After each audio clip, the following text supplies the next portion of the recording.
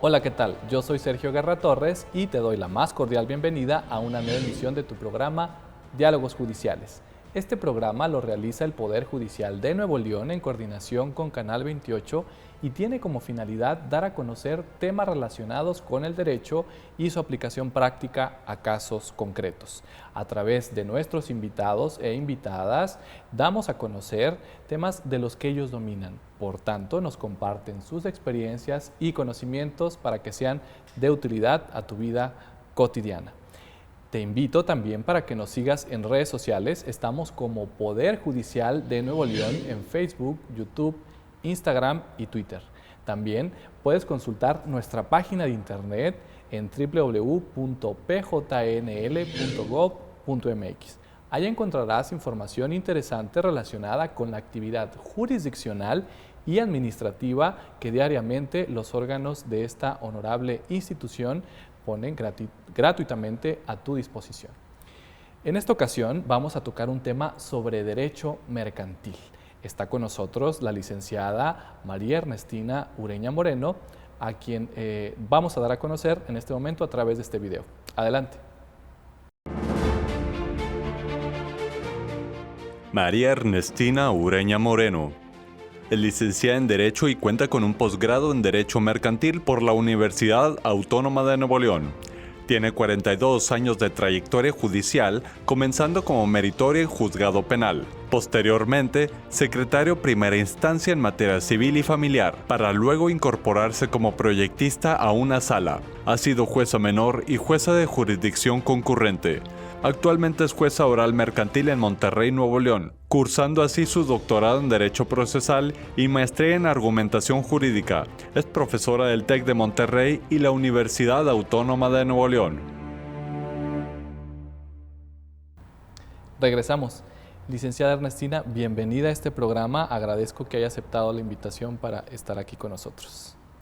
Muy buenas tardes, muy encantada, muy halagada con esta invitación, de verdad, muy agradecida que me hayan invitado y precisamente pues para esta jugosa plática jurídica que podemos tener a través de usted, licenciado Sergio.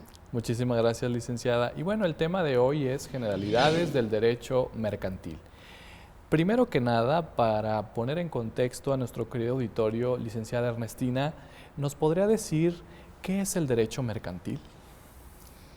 Pues como sabemos, el derecho tiene diversas ramas, ¿verdad? Como tenemos la rama civil, la rama familiar, la rama penal, laboral, etcétera. Pero aquí en particular la rama mercantil, pues es la que alude particularmente a los comerciantes. Todas las operaciones mercantiles que realizan ellos se encuentran ventiladas y reguladas a través de la materia mercantil.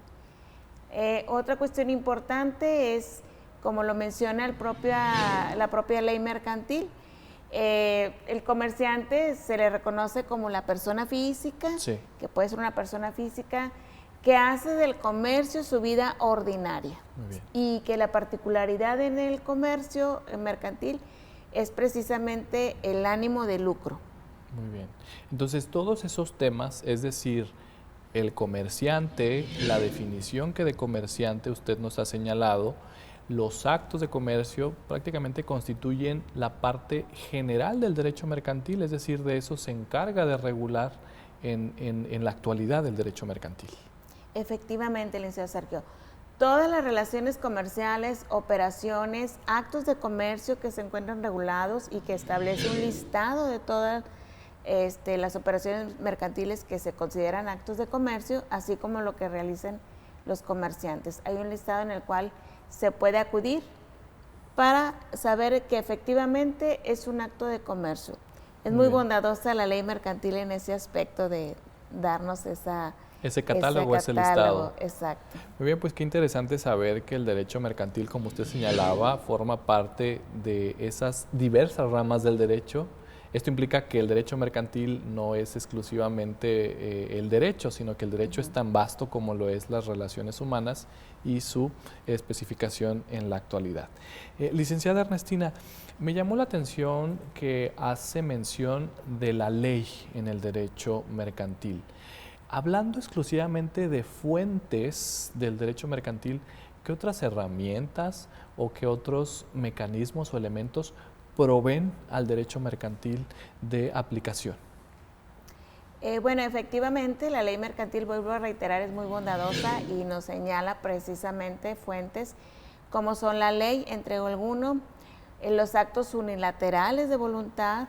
Tenemos también el enriquecimiento ilegítimo, que es otra fuente de derecho, y los usos y costumbres. Muy bien. También, que ahí también imperan, pero todo ello pues encaminado precisamente a hacer la actividad comercial con más facilidad, ¿verdad? Muy bien. Que la misma forma en que el comerciante entrega su mercancía o lo que vaya a vender, que de la misma forma él pueda recuperar y a través de todo lo que prevé la ley mercantil.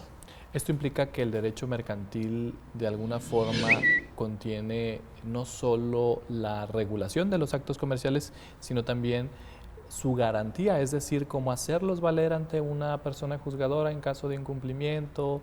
Es decir, no solamente se limita a decir estos son los actos de comercio y estos son los comerciantes, sino que tiene esa finalidad extensiva de proteger derechos, como usted señalaba, de los comerciantes.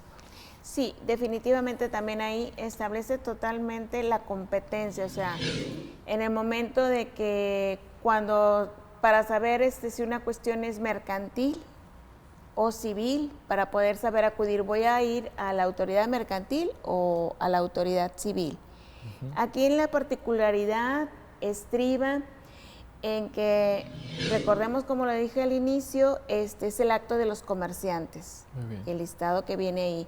Entonces, si yo soy persona física, como lo soy, y celebro alguna compra con algún comerciante, vamos a suponer una inmobiliaria, compro algún terreno, etcétera, desde el momento que si tengo algún conflicto con esa inmobiliaria, mi competencia para acudir a los juzgadoras, sería a través de una demanda mercantil. Muy bien. Porque uno de ellos se dedica al comercio y que tiene como finalidad el lucro que le permite la ley mercantil.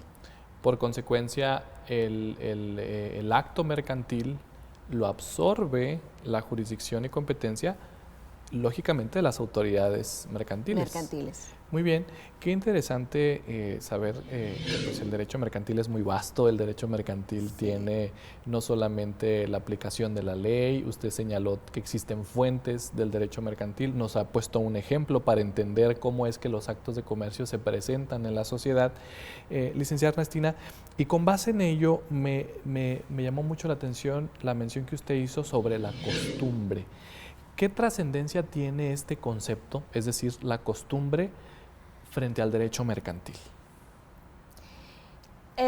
Como bien sabemos, la misma ley establece ahí los usos y costumbres. Muy bien. Lo vemos mucho también estipulado, establecido en la legislación bancaria, que es de las más puestas en práctica, por la forma en que se dan esas operaciones comerciales y que también, por ejemplo, en el listado que nos marca la legislación mercantil, pues ahí habla de todas las operaciones activas, operaciones pasivas que realizan todas las instituciones de crédito y va muy encaminado a ese particular en cuanto a usos y costumbres. Esto ¿verdad? implica que los usos y costumbres están reconocidos por la legislación mercantil y en ese sentido es que una persona juzgadora en su caso podrá hacer uso de esas circunstancias para proveer un asunto en particular.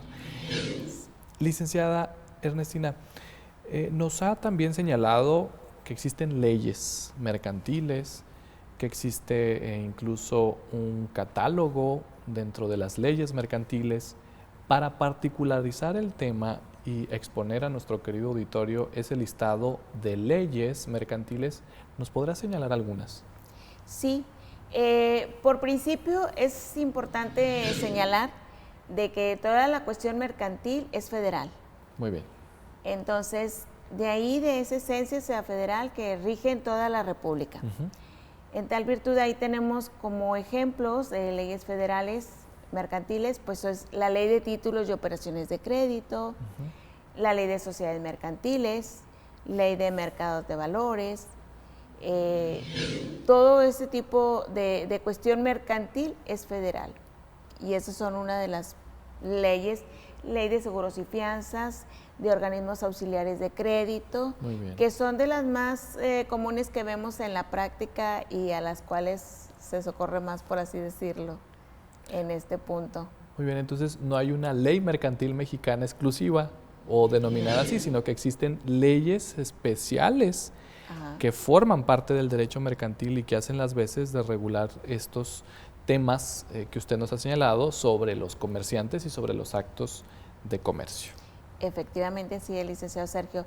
Ahí nada más adicionando, por eso está el Código de Comercio. Muy bien. Que contiene lo adjetivo y sustantivo y que también en ciertas de sus numerales se remite y hace mención de las leyes especiales, o sea, que se complementan con el Código de Comercio, que son algunas de las que he mencionado. Muy bien, pues ya saben, querido auditorio, las leyes mercantiles son de naturaleza federal. Esto implica que en todo México, es decir, en Oaxaca, en Sinaloa, en cualquier parte de México, se pueden aplicar para no solamente conocer la forma de redactar un contrato o un acto de comercio, sino también identificar ante qué autoridad se pueden presentar los asuntos, que más adelante hablaremos sobre ese tema. Licenciada Ernestina, ¿qué pasa a nivel internacional con el derecho mercantil? Ya nos ha explicado usted esa esencia federal que sucede en México, pero ¿el derecho mercantil es exclusivo de México o existen organismos internacionales que de alguna forma están vinculados a estos temas? Sí, sí, estimado público, y muy interesante la pregunta que me hace el licenciado Sergio, y efectivamente, el derecho mercantil ha tenido una globalización mundial, y lo vemos, tan es así, en convenciones y particularmente en la UNCITRAL, ¿verdad?, que son organismos mundiales que se encargan también de vigilar y de ver toda la cuestión mercantil, que nos enmarca totalmente sobre los actos jurídicos comerciales y a nivel internacional que hemos tenido pues mucho desenvolvimiento. Pero sobre todo se caracteriza por la globalización, que es la que nos impera ahorita. Desde luego, la influencia o presión internacional juegan un papel interesante no solamente para regular aspectos mercantiles en México y en otros países, sino para otros temas, principalmente de aplicación de derechos humanos. Interesantes sus comentarios, licenciada Ernestina. Vamos a una pausa comercial, regresamos, seguimos en Diálogos Judiciales. Recuerda, estamos transmitiendo por la señal de Canal 28.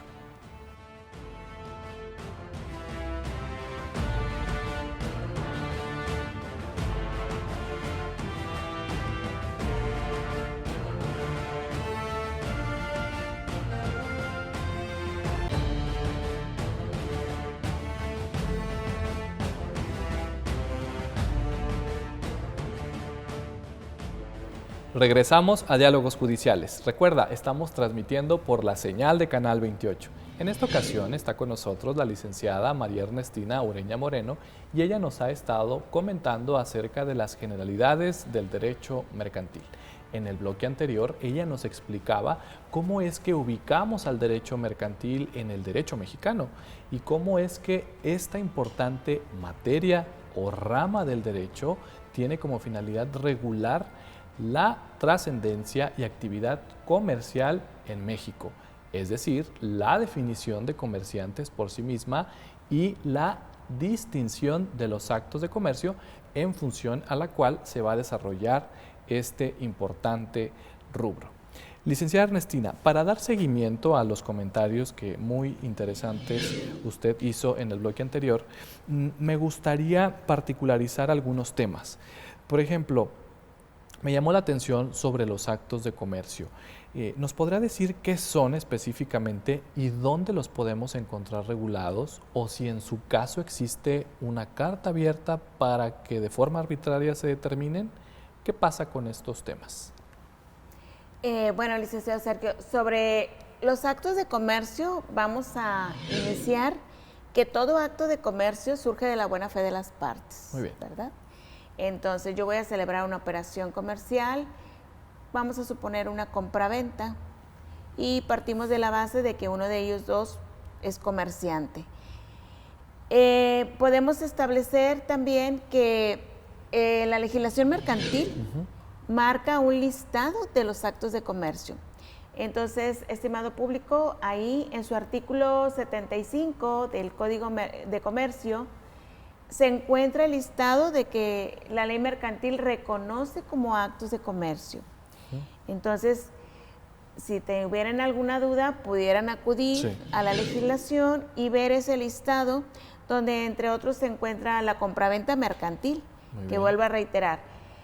Vamos a suponer que yo, por ejemplo, persona física, le voy a comprar a usted algo, pero ninguno de los dos somos comerciantes porque no tenemos el ánimo de lucro en esta operación. Simplemente yo le voy a comprar algo que usted ya no necesita, pero que a mí sí me interesa, ¿verdad? Yo voy a adquirir esa cosa de usted a un cierto precio, ¿verdad? Pero en caso de que yo le incumpla con el pago, ¿cómo voy a hacer valer, cómo va a hacer usted valer su derecho de demandarme? O sea, de recuperar el precio de ese bien que ya me entregó, ¿verdad? ¿Cómo? Aquí sí vemos la diferencia. Tendría que ser civil, porque ni usted ni yo somos comerciantes, somos personas físicas que no tenemos el ánimo de lucro. Muy bien. En cambio, si yo la cosa se la hubiera comprado a una empresa o a un comercio que se dedica a vender esas cosas, vamos a suponer, no sé, se me viene a la mente ahorita una computadora, una laptop, y esa empresa a la que voy, a esa tienda, a eso se dedica, tiene una variedad de esos productos. Si yo los adquiero a través de también a mensualidades, vamos a suponer, y le incumplo, él me va a demandar en la vía mercantil, porque él sí se dedica al lucro, definitivamente. A obtener una ganancia. Una ganancia que le permite la ley mercantil, que ahí mismo dice, vuelvo a decir, las personas físicas hacen del comercio su actividad ordinaria, con la obtención de un lucro que se lo permite. ¿Por qué? Pues porque la persona, para ser comerciante, se extrae una parte de su patrimonio precisamente para dedicarla al comercio y de ahí obtener el lucro que le permite la ley. Muy bien. Licenciada Ernestina, entonces, si las partes denominan expresamente a un contrato como mercantil, por ejemplo, contrato de arrendamiento mercantil, esa no es una regla para concluir que ese contrato sea mercantil, sino que lo que le da la naturaleza mercantil es las partes que lo celebran, el contenido de sus cláusulas y sobre todo el objeto para el cual fue destinado ese contrato. Es decir, no se deja en forma arbitraria a decisión de las partes la determinación de un contrato de naturaleza mercantil. ¿Es así, por ejemplo? Sí, tiene toda la razón, licenciado Sergio. O sea, que aunque ellos lo denominen de un nombre, vamos a suponer, pero si no es mercantil, ahí vamos a ver los elementos. Es la naturaleza y las partes que intervienen precisamente.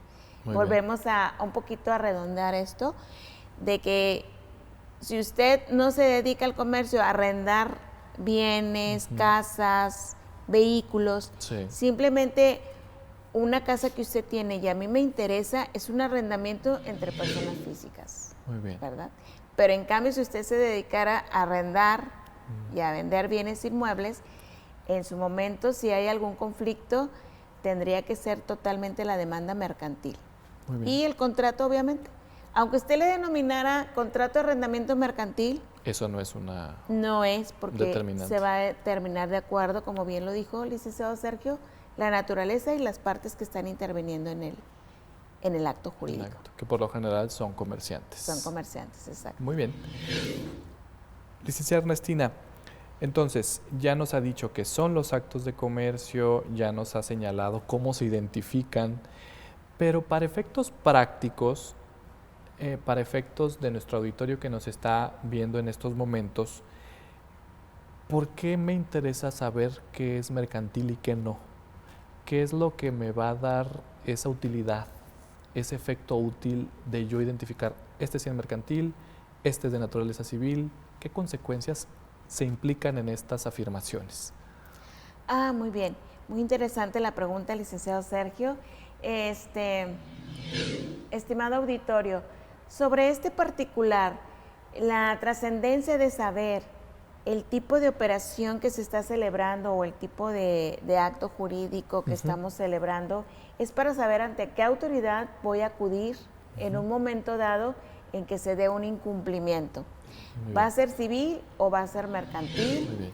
O no sé, puede ser también de las otras áreas de las ramas del derecho, que tenemos también del área familiar, administrativa, etcétera. Pero eso es lo importante a las consecuencias de saber por qué la naturaleza es civil o es mercantil, para acudir ante la autoridad idónea. Licenciada, entonces eso me lleva a otra pregunta relacionada con las autoridades en México. Es decir, un juez o una jueza no van a conocer de todo.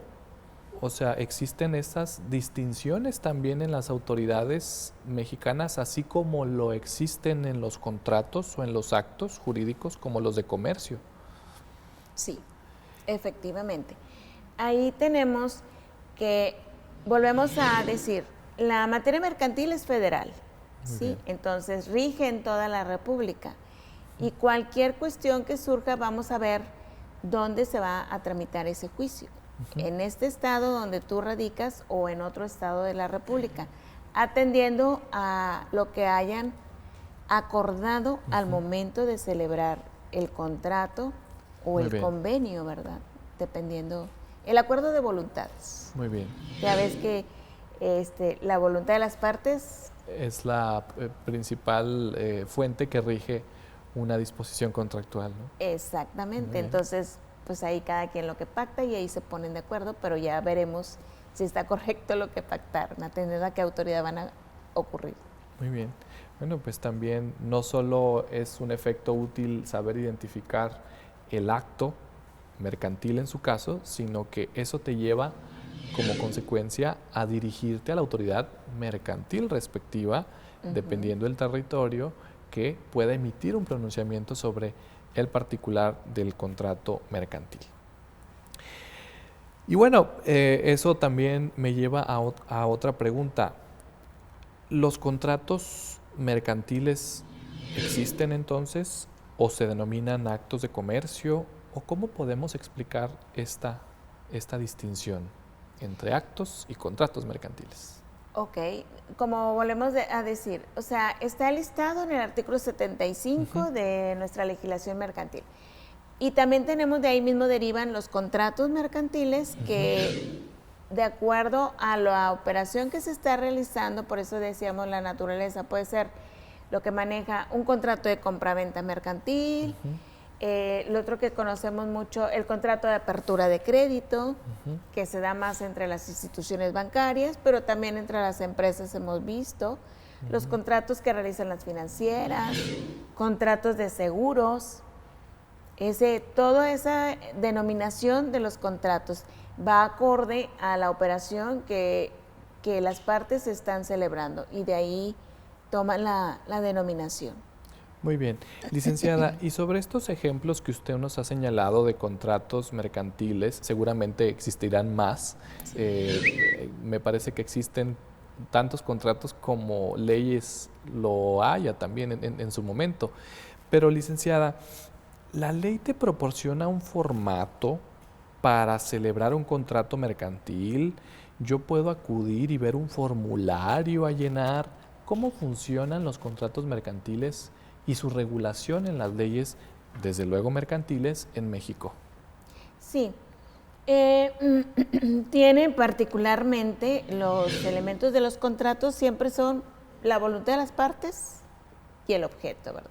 Muy bien. Y lo que hace exigible, por así decir, darle la validez al contrato, o al acto jurídico que están celebrando es precisamente la firma. Muy bien. ¿Verdad? Por eso hay que tener mucho cuidado, estimado público, estimado auditorio, cuando vamos a firmar. Debemos de leer concienzudamente todo el contenido del documento que vayamos a firmar, contrato o título de crédito, atendiendo a ello. Muy bien. Entonces, al final, el contrato contiene obligaciones que en caso de que se incumplan, pues es importante tenerlos en cuenta porque pueden, en su caso, repercutir en alguna demanda mercantil ante una persona juzgadora y pues eso trae implicaciones que más adelante vamos a estar comentando, licenciada Ernestina. Sí, muy bien. Querido auditorio, vamos a una pausa comercial y regresamos a Diálogos Judiciales. Estamos transmitiendo por la señal de Canal 28.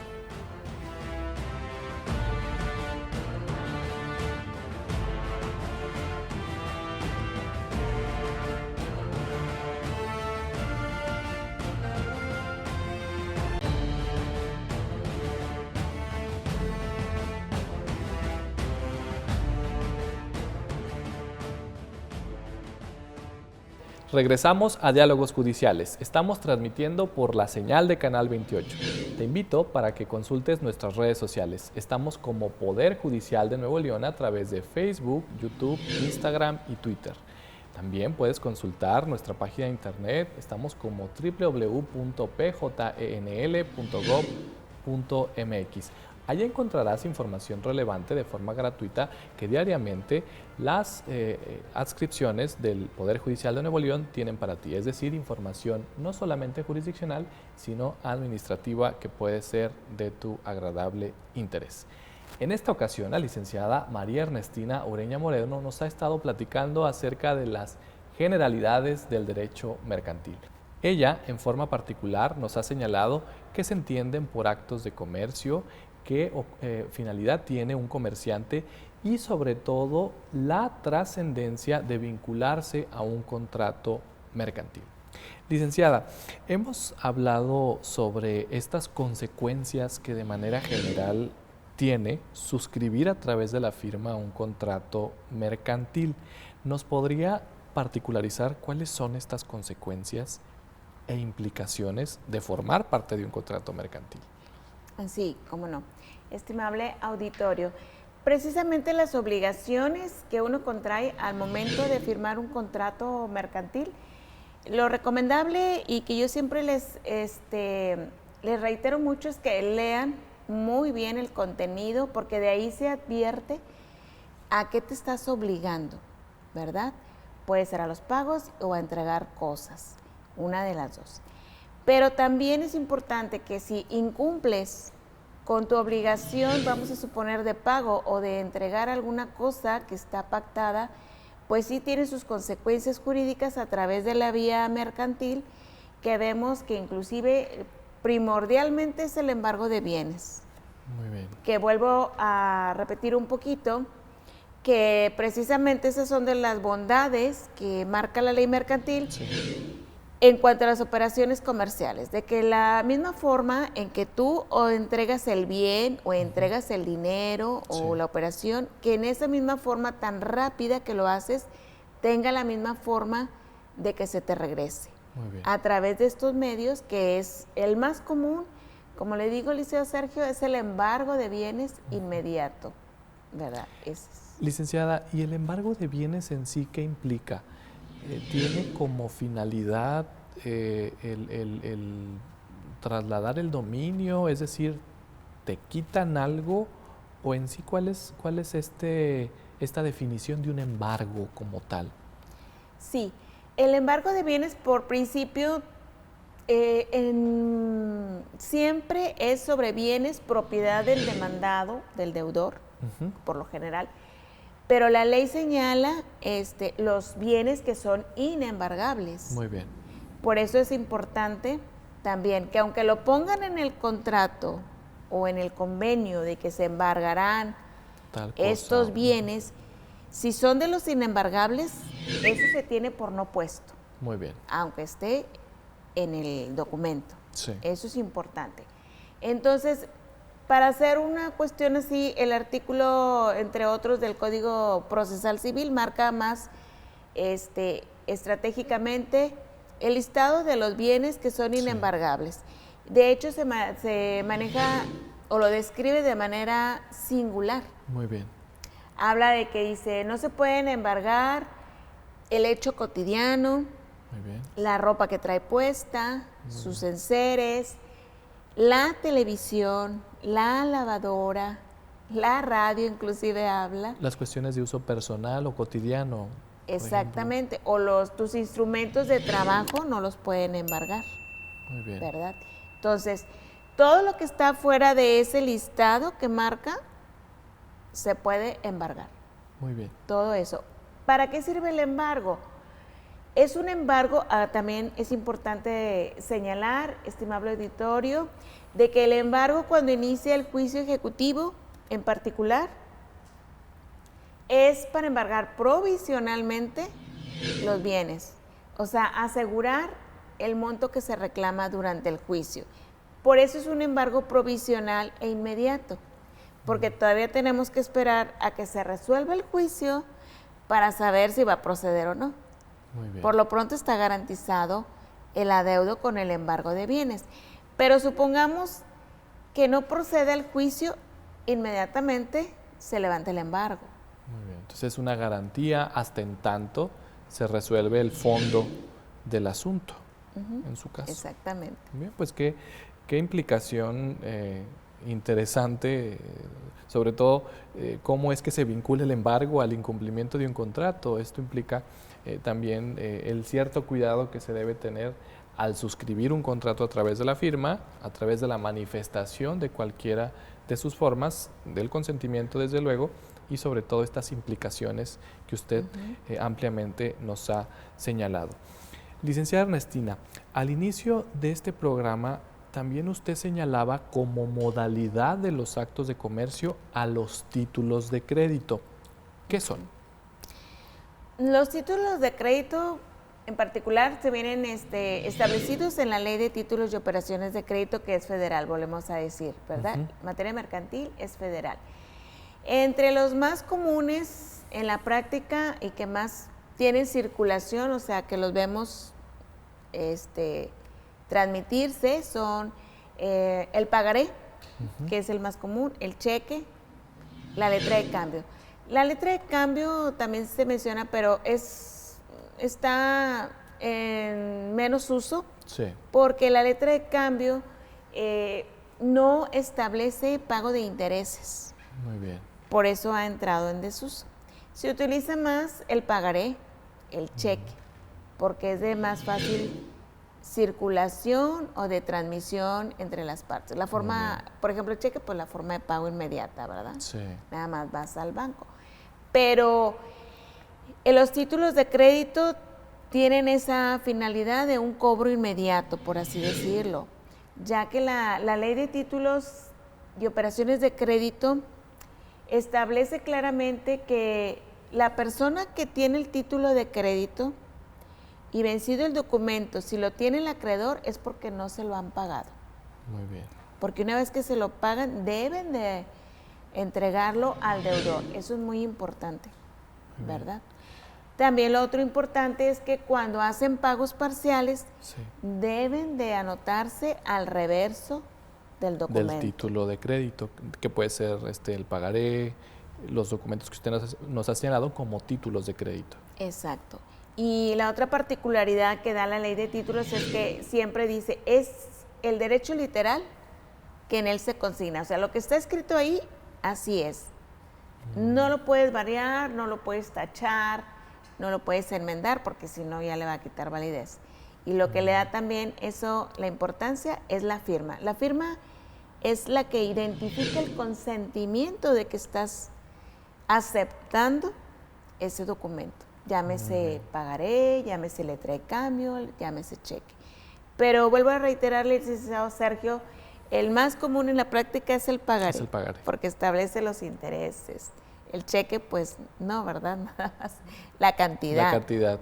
Y vuelvo a reiterar, la letra de cambio, pues no prevé la posibilidad. Está prohibido el pacto de intereses. Intereses.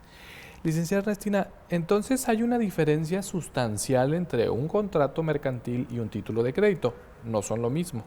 No, no son lo mismo. El contrato mercantil, como su nombre lo indica, es una serie de cláusulas que van haciendo las partes de acuerdo a sus necesidades de cada uno. Por lo general se emplea más para pues empresas que están con mucha mercancía, sí, entregas, sí. En cambio, el pagaré, no.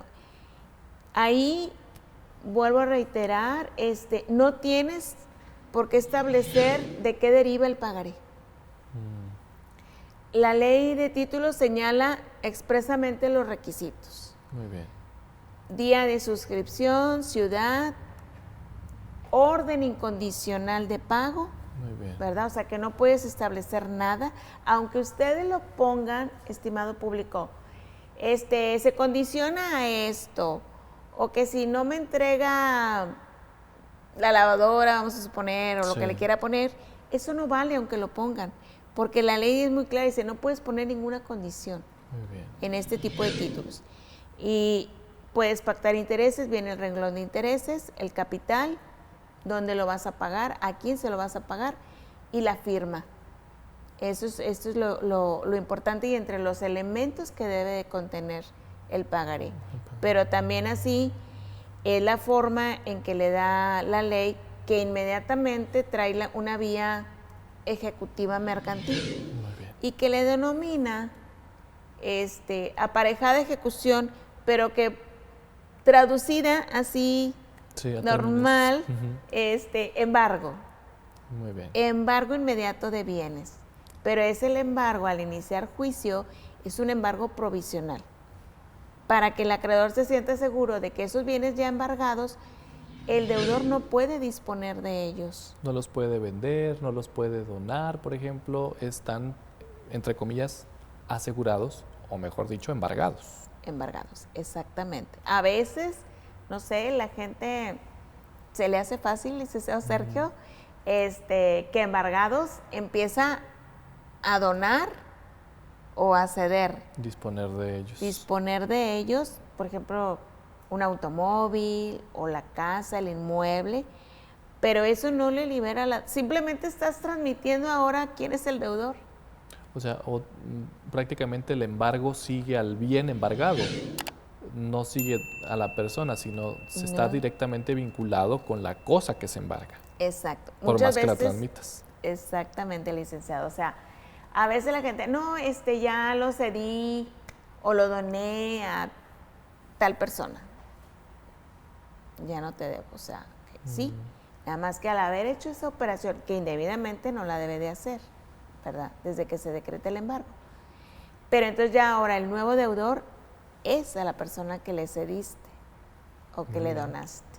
Pero la deuda no termina, es a lo que vamos. Sí, porque al fin de cuentas está garantizada con ese embargo, con esa anotación, con esas consecuencias que la propia persona juzgadora establezca dentro del procedimiento mercantil.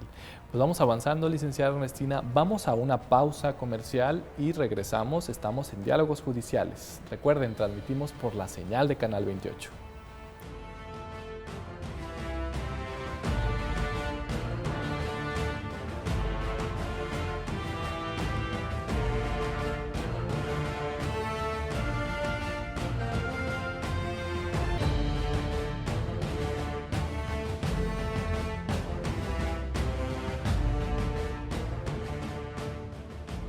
Regresamos a Diálogos Judiciales. Recuerda, estamos transmitiendo por la señal de Canal 28.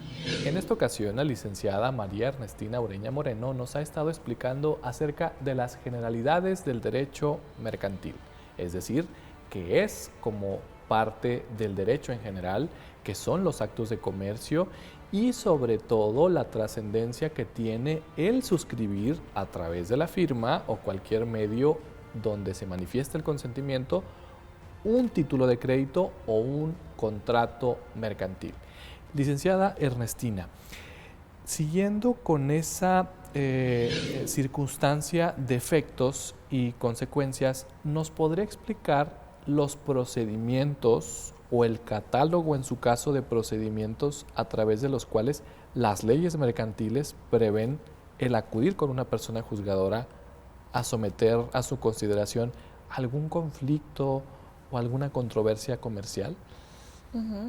Sí, claro, licenciado Sergio y estimado público, la ley mercantil señala los diversos procedimientos a seguir para obtener precisamente el incumplimiento en caso de que se haya suscitado, ¿verdad? Sí. Tenemos, cuando se trata de títulos de crédito, cheque, pagaré, letra de cambio, es el juicio ejecutivo mercantil.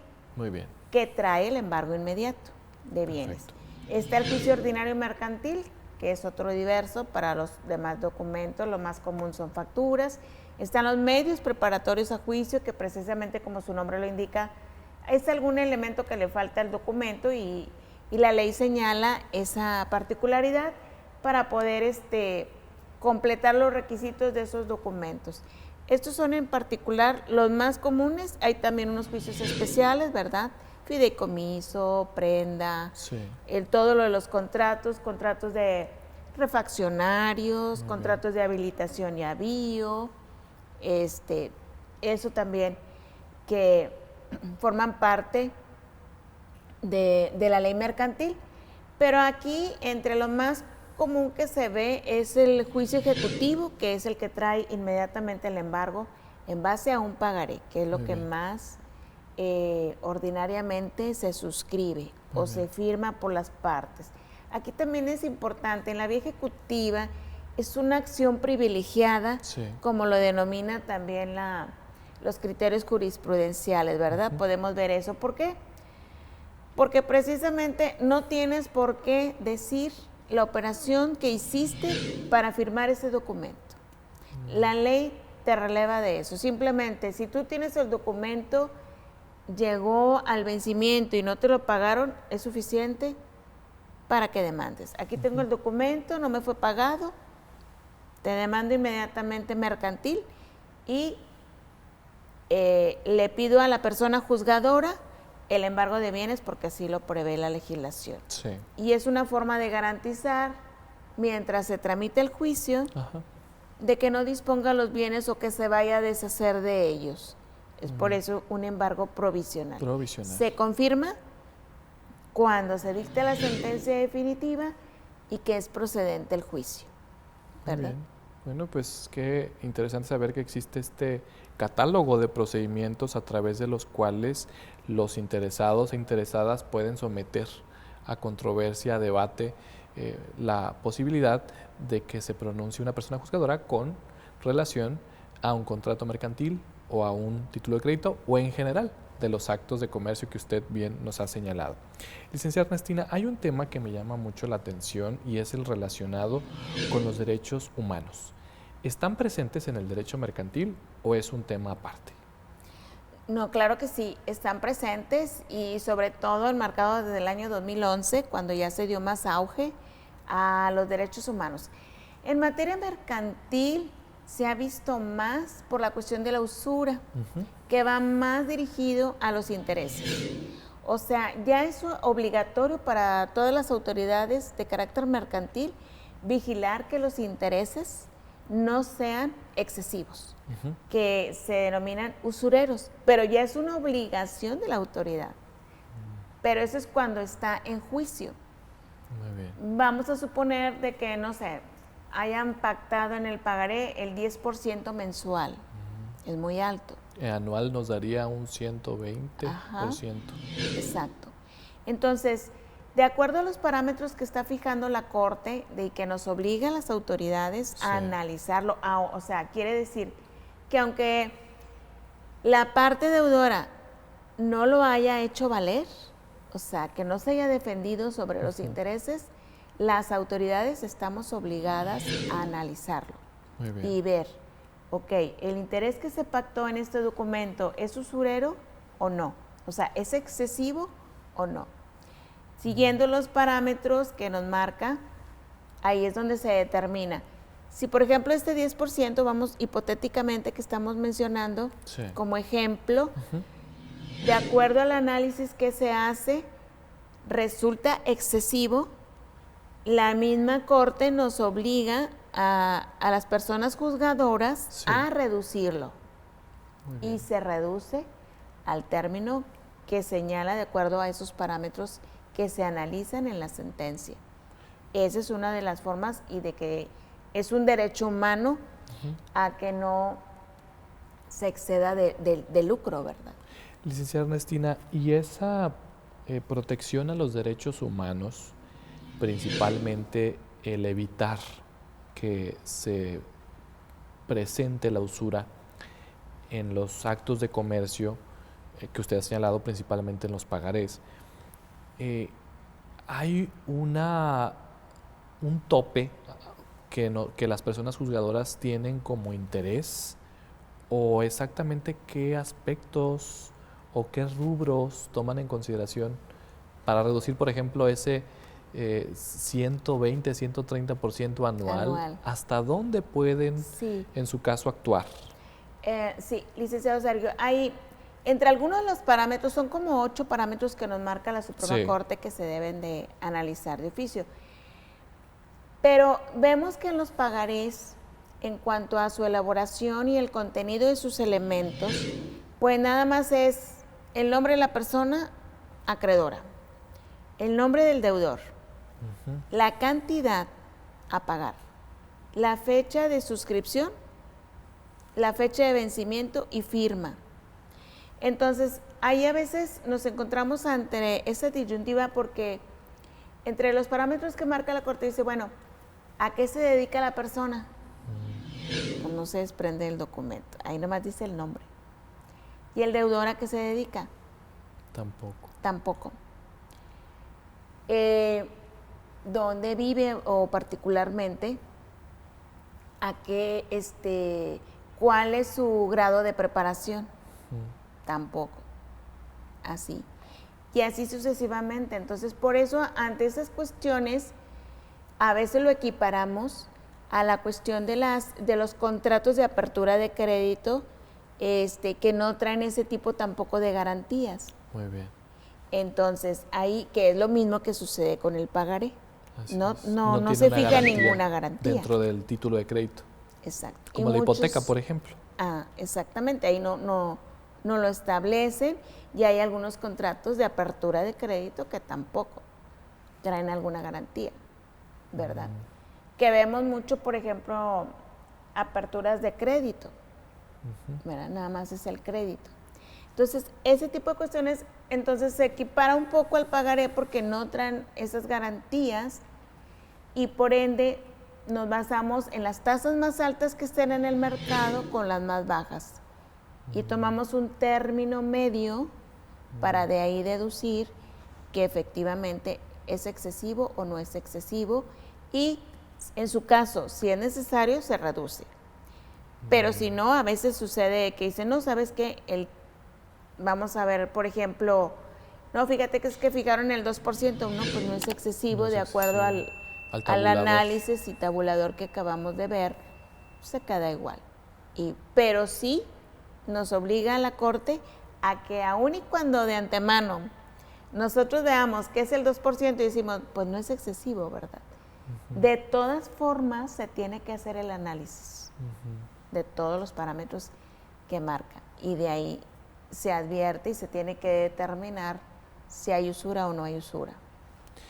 Licenciada Ernestina, ¿y de qué forma las personas juzgadoras realizan este ejercicio? Usted ya nos ha señalado que existen procedimientos mercantiles que prevén las leyes mercantiles y que tienen como finalidad, pues, dar trámite a demandas que deriven de actos de comercio. Y sobre esa base me gustaría que usted nos explicara cómo hablan los jueces y juezas en un procedimiento. Es decir, ¿son verbales sus resoluciones? ¿Son a través exactamente de qué? Sí, al momento de llevar a cabo todo el procedimiento, vamos a ubicarnos en el más común, ¿verdad? El ejecutivo mercantil, que es en base a un pagaré que no te cubrieron. Trae el embargo inmediato de bienes y se sigue el procedimiento. A veces me pregunta, licenciado Sergio, estimable auditorio, que por qué hacen las diligencias tan temprano, ¿verdad? Entonces, yo les comento, ¿Por qué? Porque es primero por el factor sorpresa, pero también porque la ley mercantil, particularmente el Código de Comercio, establece que las diligencias a practicar se realizan desde las 7 de la mañana Muy bien. hasta las 19 horas. Se están cumpliendo lo que establece la ley, desde las 7 de la mañana hasta las 7 de la tarde. Sí, por eso a veces me preguntan, pero es que vino a las 7:15 de la mañana y yo, pues, o sea, me sorprendió. Precisamente eso es lo que hace, ¿verdad? Sorprender a la gente, pero es de que es correcta y es legal a la hora, sí, porque la ley así lo establece. faculta. Entonces, lo hacen de esa forma porque, pues, obviamente sorprenden a la gente. No te esperas una diligencia de esa naturaleza, y menos que te van a embargar bienes a esa hora, porque con el documento es lo que te van a embargar, en base a lo que adeuda, ¿verdad?